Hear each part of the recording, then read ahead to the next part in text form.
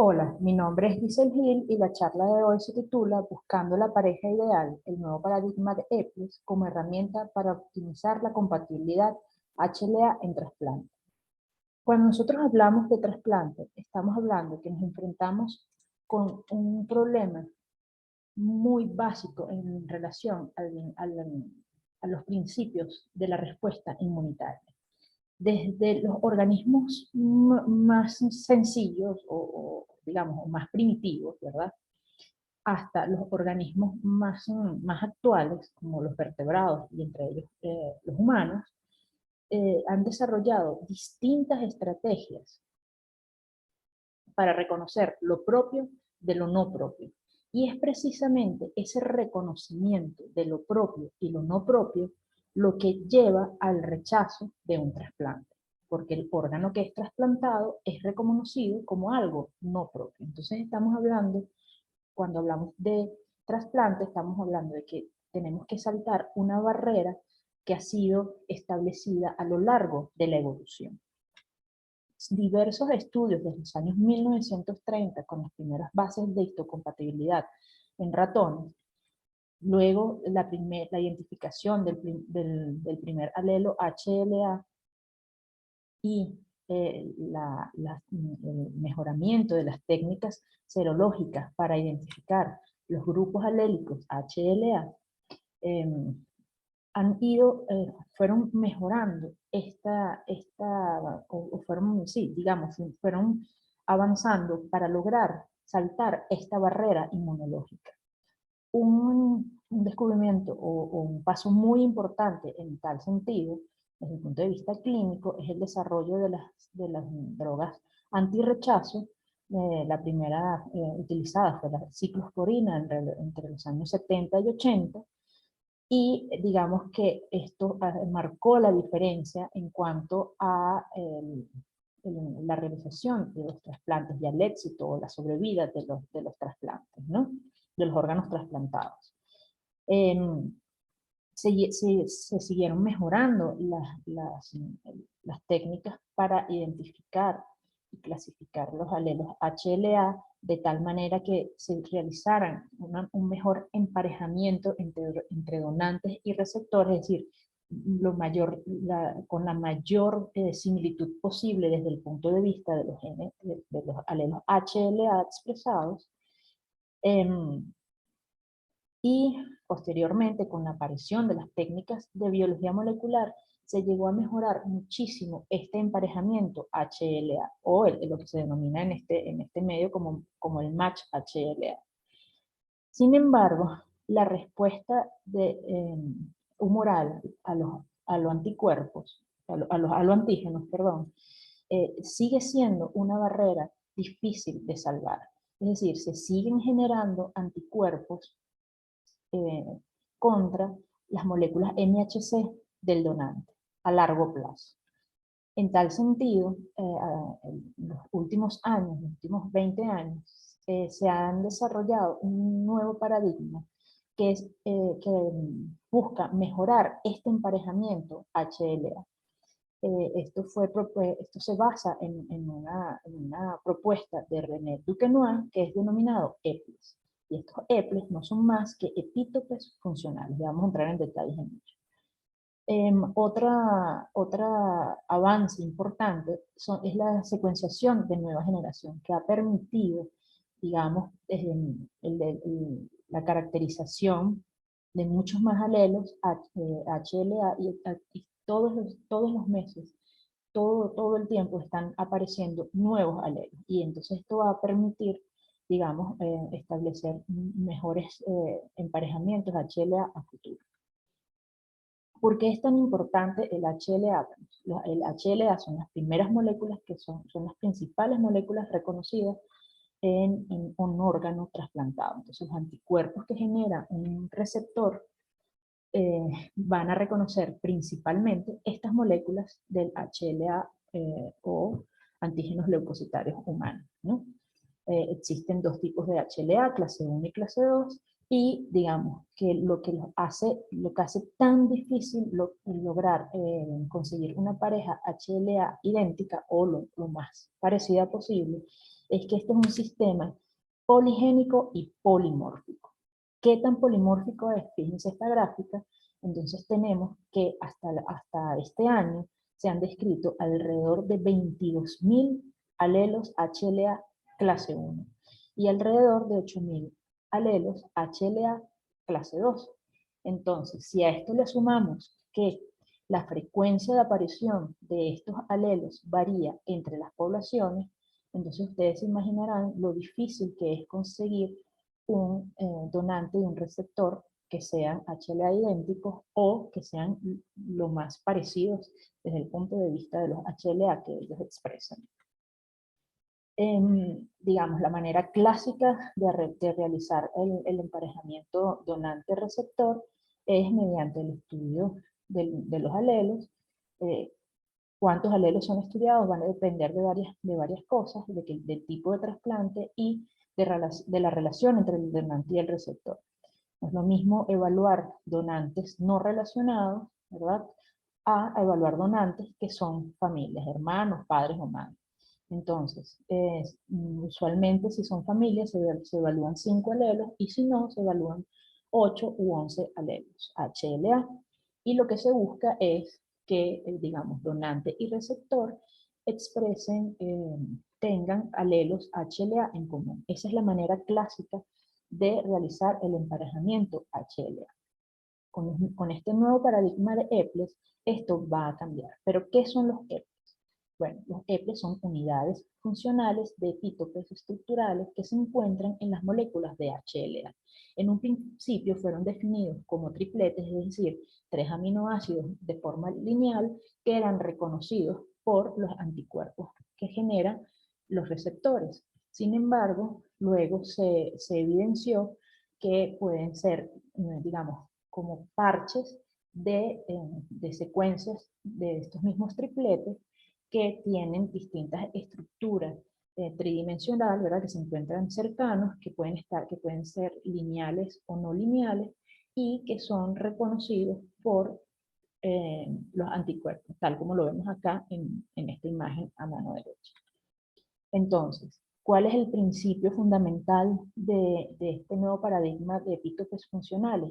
Es que si un receptor posee un epítope funcional que sea común con el donante, no se van a generar anticuerpos contra este epítope funcional, ¿cierto? Entonces, vamos un paso, digamos, más allá. Ya vamos a ver este tema. Entonces, fíjense en este esquema cómo tenemos un receptor y 2 donantes. Cada una de estas figuras geométricas representa un epítope funcional. Entonces, el donante 1 comparte 4 epítopes funcionales con el receptor, mientras que el donante 2 comparte 6 epítopes funcionales con el receptor. Sin embargo, difiere en 3 epítopes funcionales, mientras que el donante 1 no difiere en ningún epítope funcional. Entonces, digamos que basándonos en esta premisa que les mencioné anteriormente, que si compartimos los epítopes funcionales, no vamos a generar anticuerpos contra ellos, entonces el donante 1 es más apropiado que el donante 2.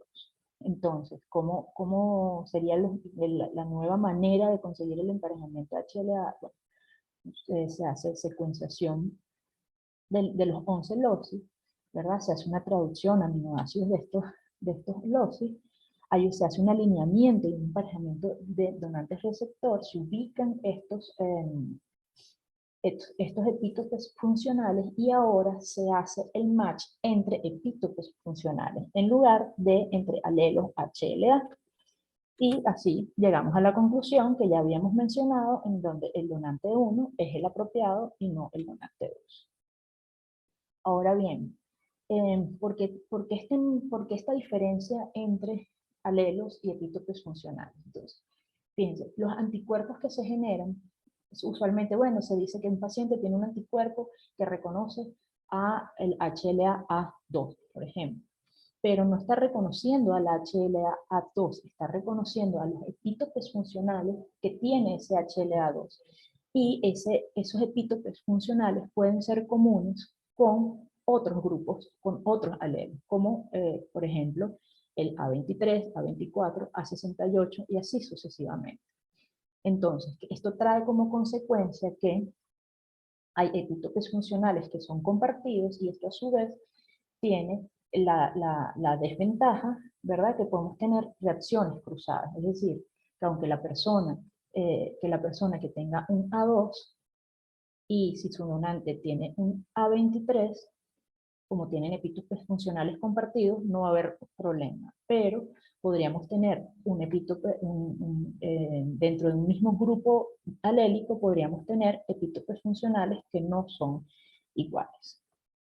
Entonces, en tal sentido, se han desarrollado algunas tablas, como esta que vemos acá, donde se establecen los grupos de reactividad cruzada, grupos CRE. Fíjense en esta otra tabla que tengo acá, vemos cómo tenemos un receptor, ¿verdad? Aquí tenemos la tipificación, acá arriba, y vemos que, digamos, si los comparamos con estos dos donantes, no pareciera ser muy prometedor porque no comparten ninguno de los alelos HLA, ¿sí? Sin embargo, cuando hacemos un análisis de los epítopes funcionales, vemos que uno de estos dos donantes no es tan malo como parece, porque fíjense que este paciente tiene un total de 13 epítopes funcionales eh, eh, que no son compartidos, mientras que el donante 2 tiene 27, es decir, que el donante 1 es mucho mejor que el donante 2 porque tiene menos disparidad en estos epítopes funcionales. Entonces, ese es, digamos, el razonamiento detrás de este nuevo paradigma. Ahora bien, ¿cómo se evalúan estos epítopes funcionales? ¿Cómo se localizan? ¿Cómo se ubican? Bueno, se pueden hacer desde el punto de vista serológico mediante la identificación de la especificidad de estos anticuerpos contra paneles de moléculas HLA que pueden estar fijas en una superficie o pueden estar recubriendo eh, perlas fluorescentes, ¿sí? Y entonces esto nos va a permitir, digamos, identificar las especificidades de estos anticuerpos. Por otra parte, también se pueden definir los epítopes funcionales utilizando las herramientas, digamos, moleculares, estableciendo secuenciación de los alelos y haciendo su análisis luego aminoácidos y determinando qué regiones, dónde están localizados estos epítopes funcionales en una molécula y obteniendo tablas como las que vemos acá. Esto también puede ser comparado con las estructuras tridimensionales de las moléculas, ya que si un epítope funcional está localizado en una región que no es accesible para los anticuerpos, entonces no debería ser inmunogénico. Sin embargo, todas estas identificación de epítopes funcionales deben ser validadas, y eso es lo que se hacen lo que han hecho en algunos trabajos, como el que les traigo ahora. En esta imagen, ellos validan algunos epítopes funcionales y vemos cómo algunos de ellos están localizados alrededor del bolsillo del péptido. Recuerden que las moléculas de MHC son moléculas que presentan un péptido porque están relacionadas, una de sus funciones es la presentación antigénica. Entonces, podemos tener epítopes funcionales localizados en esta región del bolsillo de unión del péptido o alejados de este bolsillo, que son como lo vemos acá, ¿no? Entonces, estas moléculas que están acá, las que tienen el borde, digamos, más oscuro, tienen epítopes funcionales localizados cerca del bolsillo de presentación del péptido, y la importancia de esto es que en algunos casos, dependiendo del péptido que se está presentando, va a variar la inmunogenicidad de estos epítopes funcionales. Entonces, fíjense lo importante que es la validación de estos epítopes. ¿no? Y bueno, y en las otras imágenes punteadas, entonces se ven detalles de los epítopes funcionales que están más alejados del bolsillo de presentación del pecho. Ahora bien, les traigo esta otra imagen porque fíjense, aquí tenemos una molécula en la que se han identificado epítopes funcionales, pero cuando se hace la validación, entonces estos epítopes funcionales no son inmunogénicos. Entonces de allí la importancia de validar esto. Porque si nosotros tomamos en cuenta nada más la presencia de los epítopes, entonces podríamos quitarle la oportunidad a un paciente de tener un donante compatible, ¿no? En esta otra imagen un poco más compleja podemos ver entonces como una misma molécula de MHC, estas son distintas vistas de la misma molécula de MHC, el HLA-A0201, y fíjense cómo tiene una gran cantidad de epítopes funcionales y el color entonces lo que está indicando es qué tan inmunogénicos son o si no lo son, ¿no? El rojo es el más inmunogénico y el verde es que no es inmunogénico, ¿no? En una escala ahí. Entonces, fíjense, la importancia de toda esta data que estamos hablando, que parece algo muy, muy complejo, está siendo, digamos, utilizada para desarrollar distintos algoritmos que permitan conseguir de manera mucho más sencilla eh, las parejas donantes y receptores. Actualmente existen cuatro programas de software: el HLA Matchmaker, que es uno de los más antiguos, el Matchit Software, el Fusion, que espero próximamente estar utilizando, y el EPHLA. Todos estos programas utilizan distintos algoritmos basados en la información de estos epítopes funcionales y el análisis de cada uno de los pacientes, y si estos pacientes tienen anticuerpos preformados contra HLA, esto también va a ser tomado en cuenta en el estudio y en el emparejamiento. Esto trae como consecuencia que si nosotros tomamos, que es lo que vemos en el panel de arriba, si nosotros comparamos pacientes de la manera clásica, no solo vamos a hacer que los pacientes tengan una menor probabilidad de conseguir un donante, sino que al conseguir el donante, el riesgo de rechazo va a ser mayor, tal como lo vemos en la imagen.